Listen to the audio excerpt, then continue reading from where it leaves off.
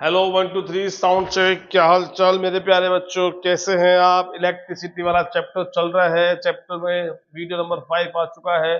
Current electric current क्या होता है वो आपने पढ़ लिया था। रेजिस्टेंस क्या होता है, factor on which resistance depend, यानी क्लास 10th का हमने एक तरह से मान लो कि रिविजन किया था इलेक्ट्रिसिटी वाले चैप्टर का। ठीक है, अब थोड़ा सा आगे बढ़ते हैं। आज हम क्या पढ़ने वाले हैं, आज हम पढ़ेंगे एक तो आपका कंडक्टेंस क्या होता है। ठीक है, कंडक्टेंस क्या होता है, कंडक्टिविटी क्या होती है, कंडक्टिविटी क्या होती है। और उससे पहले सबसे पहले अपने स्टार्ट करेंगे किसके साथ में, करंट डेंसिटी के साथ में। किससे स्टार्ट करेंगे, करंट डेंसिटी के साथ स्टार्ट करेंगे। और लास्ट आज की क्लास में एक डेरिवेशन रहेगा जिससे relation between current density and electric field, जिसके दो नाम और है, जिसे vector form of Ohm's law बोल लो, चाहे आप उसे क्या बोलो, आपका माइक्रोस्कोपिक लेवल इसका ओह्म्स लॉ का। चलिए भाई स्टार्ट करते हैं। सबसे पहला कौन आ रहा है, करंट डेंसिटी, जो एक वेक्टर क्वांटिटी होती है जिसको जे से रिप्रेजेंट करते हैं। अब देखो समझो पहले बात, अब आपने अभी क्लास 9th में पढ़ के आए हो, क्लास 11th में पढ़ के आए हो, डेंसिटी एक वर्ड पढ़ा आपने। डेंसिटी जो हमारा बेसिक है उसकी अपन बात करें तो उसका फॉर्मूला क्या होता है, mass upon volume. Mass upon volume. अब हम यहाँ किसकी बात कर रहे हैं, हम करंट की बात कर रहे हैं, तो हमारा डिस्कशन किस पे है, करंट डेंसिटी पे डिस्कशन है। किसका है, करंट डेंसिटी पे। अब जब वो डेंसिटी अपन निकालते हैं उसमें मास काम होगा, तो यहाँ पे हमें किसे काउंट करना है, हमें यहाँ पे डेंसिटी काउंट करनी है। क्या करनी है, डेंसिटी काउंट करनी है। कौन सी, करंट वाली। तो अब यहाँ पे मास नहीं आएगा, अब यहाँ पे क्या है, करंट आएगा। अच्छा, करंट जो होती है वो फ्लो होती है, तो आप इलेक्ट्रिक करंट की डेफिनेशन याद करो। इलेक्ट्रिक करंट की डेफिनेशन अगर आप याद करोगे तो आपको क्या लिखाई गई थी, ये लिखाई गई थी। इलेक्ट्रिक करंट की डेफिनेशन में आपको क्या लिखाया गया था आपको कि करंट का मेजरमेंट उस वायर के वॉल्यूम से नहीं करते हैं जिसमें करंट फ्लो कर रही है, करंट का मेजरमेंट करते हैं क्रॉस सेक्शन एरिया से। यानी उस वायर के, जिस वायर में करंट फ्लो हो रही है उसके इस क्रॉस सेक्शन एरिया से कितने चार्ज पार्टिकल पर सेकंड पास हो रहे हैं, उसे हम क्या बोलते हैं, इलेक्ट्रिक करंट। तो यहाँ पे करंट में वॉल्यूम का रोल नहीं है, किसका रोल है, क्रॉस सेक्शन एरिया का रोल है। इसलिए हम क्या करेंगे, यहाँ पे जो हम पढ़ रहे हैं यहाँ वॉल्यूम काउंट नहीं करेंगे, हम उस वायर का या उस कंडक्टर का क्रॉस सेक्शन एरिया क्या करेंगे, क्रॉस सेक्शन एरिया काउंट करेंगे। तो यहां से हम क्या देखते हैं कि करंट डेंसिटी जो कि वेक्टर क्वांटिटी होगी तो वो करंट डेंसिटी जे होगी। करंट क्या होती है आपकी आई, वो तो आप पता ही स्केलर ही होती है, हमने इसी चैप्टर में पढ़ा है। और क्रॉस सेक्शन एरिया, एरिया को हम क्या ले रहे हैं यहाँ पे, एरिया वेक्टर जो आपने फर्स्ट चैप्टर में पढ़ा है उसके हिसाब से इसको हम एरिया को एक वेक्टर मान के चल रहे हैं जिसकी एक डायरेक्शन होगी। ठीक है, अब जो फॉर्मूला बना हमारा current per unit area, current per unit area को अगर मैं देखो यहाँ पे क्रॉस मल्टीप्लाई करता हूं तो ये क्या बनता है, जे से ए मल्टीप्लाई होता है, जे से ए मल्टीप्लाई होता है। फिर देखो क्या हो रहा है, अब जे भी क्या है, वेक्टर है, ए भी क्या है, वेक्टर है, और आउटपुट क्या आ रहा है, स्केलर करंट आ रही है। तो जब दो वेक्टर को आप मल्टीप्लाई करते हो आउटपुट आपका स्केलर आता है, तो आपको क्लास 11th में याद होगा इससे वेक्टर का कौन सा प्रोडक्ट बोलते हैं, डॉट प्रोडक्ट बोलते हैं। क्या बोलते हैं, डॉट प्रोडक्ट। जो क्या था, A dot B is equal to A B cos theta हुआ करता था। तो वैसे ही यहाँ पे अब ये दो वेक्टर है और इनका रिजल्ट क्या आ रहा है, स्केलर आ रहा है। तो एक्चुअल में यहाँ पे क्या हो रहा है, डॉट प्रोडक्ट हो रहा है। तो इससे अगर हम लिखे स्केलर फॉर्म में तो I is equal to dot में क्या आता है, कॉस थीटा। तो ये हो गया जे ए कॉस थीटा, जे ए कॉस थीटा। मतलब क्या हुआ कि जैसे मान लो कि कोई क्रॉस सेक्शन एरिया ऐसे है और उसमें करंट ऐसे पास हो रही है। ठीक है, तो करंट जिस डायरेक्शन में होती है उसी डायरेक्शन में क्या होता है, आपकी करंट डेंसिटी जे होती है। करंट जिस डायरेक्शन में होती है उसी डायरेक्शन में क्या होती है, करंट डेंसिटी होती है। अब ये जो एरिया है वो थोड़ा टिल्ट किया हुआ है, तो एरिया वेक्टर पता है आपको हमेशा क्या होता है, सरफेस के 90 होता है। तो मेरा ये एरिया वेक्टर बन गया। तो यहाँ ये कितना बन गया, एंगल थीटा बन गया। क्या बन गया, एंगल थीटा बन गया। तो ये जे और ए के बीच का एंगल क्या है, थीटा है। ठीक है, तो करंट डेंसिटी वेक्टर होती है जिसकी डायरेक्शन जिस डायरेक्शन में करंट फ्लो हो रही है वही काउंट होगी। एरिया वेक्टर पता ही आपको कैसे काउंट होता है, नॉर्मल सरफेस के नॉर्मल काउंट होता है। तो ये हमारा डेंसिटी का फॉर्मूला बन गया। अब इसी से हम इसकी एस आई यूनिट बनाते हैं। तो आगे देखो ये लिखा हुआ है इसके अंदर, हमने डिस्कस किया। आई मतलब क्या हुआ, एम्पियर। आई क्या हुआ, एम्पियर। और डिवाइड बाई एरिया, एरिया मतलब क्या हुआ, मीटर स्क्वायर। तो इससे इसकी जो एस आई यूनिट बनी वो बनी current I divide by area ampere per metre square.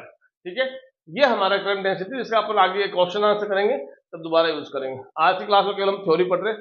अब देखो नेक्स्ट पॉइंट क्या आता है, कंडक्टेंस। तो बड़े इजी पॉइंट्स हैं। कंडक्टेंस क्या होता है, जैसे रेजिस्टेंस आपने पढ़ा है। रेजिस्टेंस तो इस चीज का मेजरमेंट होता है कि आपका कोई कंडक्टर है कितना अपोज करेगा उस कंडक्टर में से जो चार्जेस फ्लो हो रहे हैं करंट बनाने के लिए। और कंडक्टेंस अब उल्टा हो गया है, कोई कंडक्टर कितना इजी पाथ या इजीनेस देगा किसी चार्जेस को अपने अंदर से फ्लो होके करंट बनाने के लिए। तो आप डेफिनेशन पढ़ोगे तो conductance is the measure of how easily electric current can flow through the material, it is the reciprocal of resistance. यानी ये उल्टा होता है, रेसिप्रोकल होता है।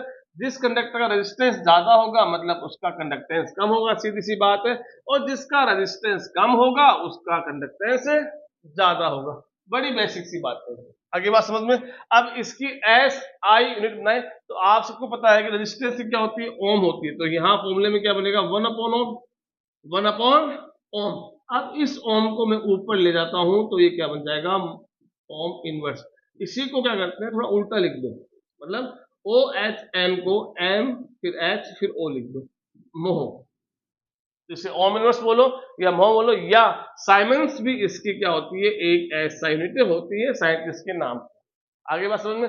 अब जैसे कंडक्टेंस और रेजिस्टेंस का आपस में लिंक आपने देख लिया कि वो एक दूसरे के ऑपोजिट होते हैं, वैसे अगर मैं आगे चलूं तो क्या आती है, कंडक्टिविटी। कंडक्टिविटी किसका रेसिप्रोकल होता है, कंडक्टिविटी किसका रेसिप्रोकल होता है, 1/रेजिस्टिविटी, 1/रेजिस्टिविटी।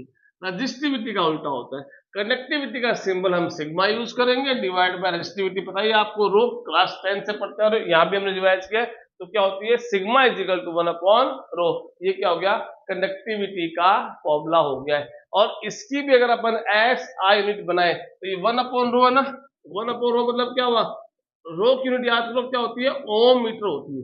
क्या होती है, ओम मीटर। अब इसको ऊपर ले जाएंगे, इसको ऊपर हम लेके जाएंगे तो ओम तो बन जाएगा ओम इनवर्स और मीटर बन जाएगा मीटर इनवर्स। अब ओम इनवर्स बताइए आप क्या बोलते हैं इसको, एम एच ओ भी बोलते हैं, मो मीटर इनवर्स बोल दिया, या साइमन मीटर इनवर्स बोल दिया।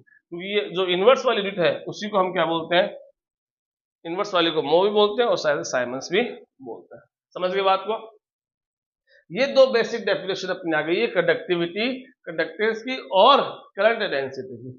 अब हमारा जो अगला डेरिवेशन है वो डेरिवेशन क्या है, रिलेशन बिटवीन करंट डेंसिटी जे, जिसका फॉर्मूला क्या होता है, आई अपॉन ए, और इलेक्ट्रिक फील्ड के साथ में। अब इसी को एग्जाम में दो नाम से और पूछ लेते हैं, या तो vector form of Ohm's law, या तो vector form of Ohm's law, या माइक्रोस्कोपिक ओम्स लॉ। ये क्यों नाम इनके, वो अभी अपन डिस्कस करेंगे। पहले अपन इसका डेरिवेशन स्टार्ट करते हैं। चलिए तो देखो यहां से स्टार्ट करते हैं। सबसे पहले आपने क्या किया कि सपोज मैंने एक कंडक्टर लिया, ये कोई भी कंडक्टर आप ले सकते हैं, ठीक है, वायर मान लीजिए सिंपल कॉपर का वायर, और इसको मैंने किसी V वोल्ट की बैटरी से कनेक्ट कर दिया। तो V वोल्ट की बैटरी, ये हाई पोटेंशियल ये लो पोटेंशियल, तो ये प्लस है वो यहाँ प्लस करेगा, इधर माइनस वाला माइनस करेगा। तो एक तरह से यहाँ पे इस L लेंथ के कंडक्टर के अक्रॉस, ये जो L लेंथ का वायर है या कंडक्टर है, इसके अक्रॉस क्या होगा, एक इलेक्ट्रिक फील्ड बनेगा, प्लस टू माइनस बन गया। अब देखो क्या होगा, अब जैसे इलेक्ट्रिक फील्ड पढ़ा तो आपने पढ़ रखा पहले ही कि इसके अंदर आई करंट फ्लो होना स्टार्ट हो जाएगी, कोई ना कोई करंट फ्लो होगी। इस कंडक्टर का कुछ ना कुछ तो क्या होगा, रेजिस्टेंस होगा, लेट रेजिस्टेंस आर हो गया। तो अब अपन चलते हैं ओम्स लॉ से। बाय ओम्स लॉ आपने पढ़ा है, by Ohm's law we, by Ohm's law आप सबने पढ़ा है, V इज इक्वल टू क्या होता है, आई आर होता है। V इज इक्वल टू क्या होता है, आई आर होता है। ठीक है। अब V का एक फॉर्मूला और याद करो, सेकेंड चैप्टर में पढ़ा था कि इलेक्ट्रिक फील्ड का भी रिलेशन होता है V के साथ में। तो क्या होता है, पोटेंशियल, इलेक्ट्रिक फील्ड क्या होता है, पोटेंशियल पर लेंथ, पोटेंशियल पर लेंथ। तो यहाँ पे आपने इलेक्ट्रिक फील्ड बनाया किससे, इस V से, किसके अक्रॉस, L लेंथ के वायर के अक्रॉस।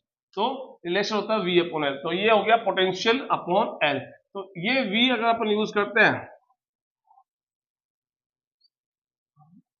तो यहां देखो V is equal to I R हो गया, और यहां से V इजिकल टू एक फॉर्मूला क्या बन गया, E इंटू एल। तो मैंने यहाँ पे V की value E into L put कर दी, देखना फिर V आई आ गया। R रेजिस्टेंस होता है जिसका फॉर्मूला भी हमने इसी चैप्टर में क्लास 10 में भी डिस्कस किया था, वो क्या होता है, रो एल अपॉन ए। तो यहाँ R की वैल्यू रो एल अपॉन ए पुट कर दी। अब यहाँ पे L से तो L क्या हो गया आपका, कैंसिल हो गया, कंडक्टर की लेंथ। अब E इज इक्वल टू, ये देखो ये 1 अपॉन, जो ये मल्टीप्लाई में था वो कहाँ गया, डिवाइड में आ गया। ये जो मल्टीप्लाई में था कहाँ गया, डिवाइड में आ गया। और यहाँ आई के डिवाइड में क्या रह गया, एरिया। आई के डिवाइड में क्या रह गया, आया। अभी आपने आज की क्लास में पढ़ा है कि करंट डेंसिटी क्या होती है, करंट पर एरिया, करंट पर एरिया। तो ये तो बन गया करंट पर एरिया, मतलब सॉरी करंट पर एरिया, मतलब ये तो बन गया आपका जे, करंट डेंसिटी। और अब देखो कंडक्टिविटी क्या होती है, कंडक्टिविटी भी पढ़ी आपने, 1 अपॉन रो क्या होता है, कंडक्टिविटी सिग्मा होती है। तो यहाँ पे क्या आ जाएगा, 1 अपॉन रो दिख रहा है आपको, ये सिग्मा आ गया, और ये क्या बच गया आपका, ई बच गया यहाँ से। तो अब इसी को मैं लिखूं दोबारा वेक्टर फॉर्म में, तो जे है, सिग्मा है, ई है। यहाँ कौन कौन वेक्टर है, ये दोनों वेक्टर। तो वही ओम्स लॉ को, उसी ओम्स लॉ को हमने यहाँ आप देखोगे तो हमने इसको इसके वेक्टर फॉर्म में चेंज कर दिया। किसमें कर दिया, वेक्टर फॉर्म में चेंज कर दिया। J is equal to sigma E, electric field हो गया, सिग्मा आपका कंडक्टिविटी हो गई, और J क्या हो गया आपका करंट डेंसिटी हो गई। तो ये हमारा एक तरह से क्या है, एक तरह से रिलेशन बिटवीन करंट, फॉर्मूला क्या बन गया है, J is equal to sigma E बन गया है। तो रिलेशन बिटवीन करंट डेंसिटी और इलेक्ट्रिक फील्ड भी बन गया। साथ में ये इसको ओम्स लॉ बोलते हैं, कौन सा, वेक्टर फॉर्म वाला, और फिर इसको माइक्रोस्कोपिक लेवल का ओम्स लॉ भी बोलते हैं। ठीक है, ये छोटा सा एक लेक्चर था, इसके अंदर हमने बेसिक बातें पढ़ी है। अगले क्लास में कुछ क्वेश्चन भी करेंगे इनके बेस पे जो आए हुए, प्लस ड्रिफ्ट वेलोसिटी डिस्कस करेंगे जो बड़ा इंपॉर्टेंट होगा। Thank you so much.